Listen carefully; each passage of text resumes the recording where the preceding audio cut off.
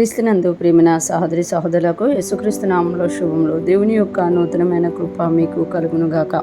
ఈరోజు దేవుడు మనకిచ్చిన మాట హెబ్రీయులకు రాసిన పత్రిక 10వ అధ్యాయము 18వ వచనము.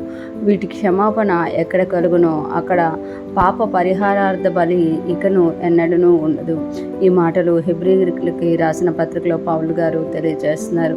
వీటి క్షమాపణ ఎక్కడ కలుగునో, వీటి క్షమాపణ అంటే వేటి క్షమాపణ అనేది మనకు తెలియాలంటే 17వ వచనంలో చెప్తున్నారు కదా, వారి పాపములను వారి అక్రమములను ఇకను ఎన్నటికీ జ్ఞాపకం చేసుకొనను అని ప్రభువు చెప్పుచున్నాడు.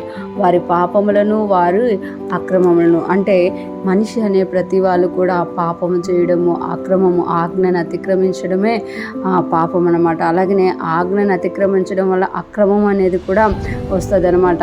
మన బలహీనతలు, మన యొక్క ఈ పాపములను ఎప్పుడైతే మనము చేస్తుంటామో వాటికి పాత నిబంధన ప్రకారము పాప పరిహారార్థ బలి అర్పించాల్సి ఉండేది. ఎప్పుడైతే ఒక వ్యక్తి తప్పు చేశారో ధర్మశాస్త్రానుసారంగా కాకుండా ధర్మశాస్త్రంలో మించి చేశారో ఆ తప్పుకి ప్రతి సంవత్సరం కూడా వాళ్ళు పాప పరిహారార్థ బలిని యాజకుడి దగ్గరికి తీసుకురావాలి. ఈ కృత నిబంధనలో యేసుప్రభువు వారు ఎప్పుడైతే వచ్చారో ప్రధాన యాజకుడిగా ఒక్కసారి తన రక్తంతో ఎప్పుడైతే ఆయన అతి పరిశుద్ధ స్థలంలో ప్రవేశించారో ఆ తెర చినిగిపోయిందనమాట. అందుకే వీటి క్షమాపణ ఎక్కడ కలుగునో యేసయ్య రక్తం ద్వారా మనకి క్షమాపణ కలిగింది కాబట్టి అక్కడ పాప పరిహారార్థ బలి ఇకను ఎన్నడూనూ ఉండదు.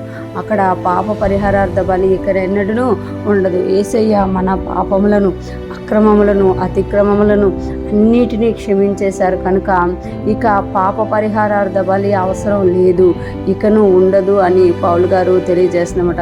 ఎందుకు అనంటే పైన వచనంలో చెప్పినట్టు వారి పాపములను వారి అక్రమములను ఇకను ఎన్నటికీ జ్ఞాపకం చేసుకొనను అని ప్రభువు చెప్తున్నాడు. ఎప్పుడైతే మనం యేసుక్రీస్తుని సొంత రక్షకుడుగా అంగీకరిస్తున్నామో, ఆయన రక్తంలో మన పాపములను కడుక్కుంటున్నామో, మన పాపములకి ఎన్నటికీ మన అక్రమములు ఎన్నటికీ జ్ఞాపకం రాకుండా దేవుడు వాటిని తన రక్తం ద్వారా తీసివేసేస్తున్నారు కనుక మనకు క్షమాపణ కలిగిందనమాట.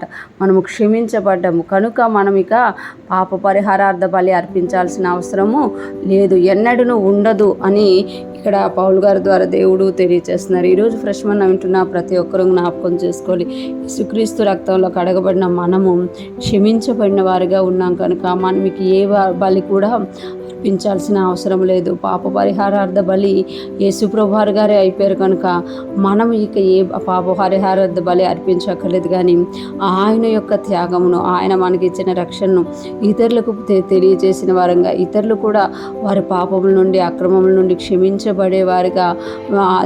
క్షమించబడేటట్లుగా చేయడంలో మనము ఒక పాత్రగా ఉన్నప్పుడు మనం ఆశీర్వదింపబడిన వారిగా ఉంటాము. అటువంటి గొప్ప కృప మనందరికీ కలుగునుగాక. మనము పొందిన రక్షణ ఇతరులు కూడా పొందుకునేటట్టు మనము ప్రార్థించేవారుగా, ప్రకటించేవారుగా, వారిని యేసయ్య దగ్గరికి నడిపించేవారంగా ముందుకు సాగిపోదుముగాక. ఆమేన్.